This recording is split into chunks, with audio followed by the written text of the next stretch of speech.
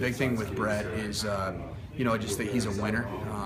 Statistically, obviously, just an absolute no-brainer from a statistical standpoint.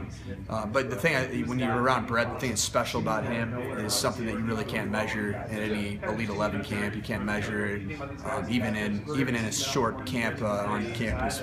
But really, what I've been able to witness in the last 10 days or so is that he has an unbelievable hunger and a desire and a thirst for more knowledge in the game of football, and to learn and to internalize it. And he was just chomping at the bit to get here. And since he's been here, if anything, I'm trying to back him down a little bit. And, I kind of gave him a hard time today. We got to slow you down a little bit. And he's like, really? I go, no, keep going. And he's really working hard, and fits really well into that meeting room.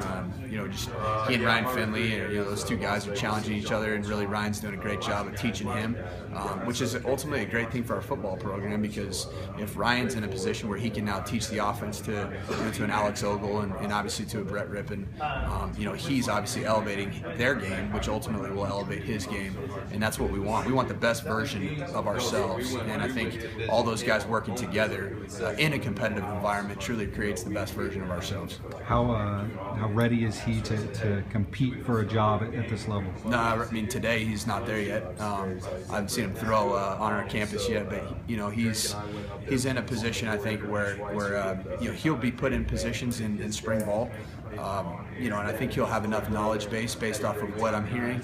That he'll be able to go out and execute and do some things, but it's going to be a very competitive environment for everybody, for Tommy Stewart, for Ryan Finley, for Alex Ogle, and for Brett Rypien, going all the way through fall camp.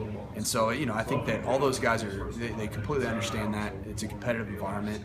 No decisions are going to be made early in any spring ball or maybe even in fall camp.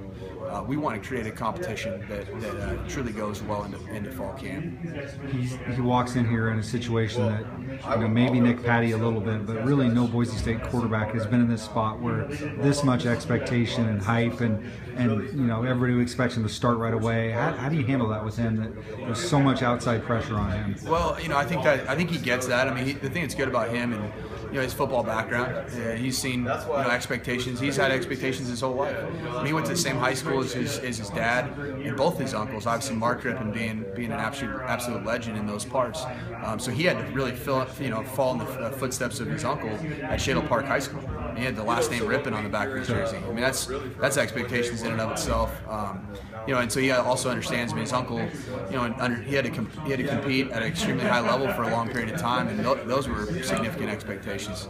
So I think that he gets that, and I think the best way to combat all those expectations is to just put yourself in the foxhole, go to work every day, learn, grow, be around your teammates, be one of the guys, and then just really lead by the way you work, and that's what he's doing.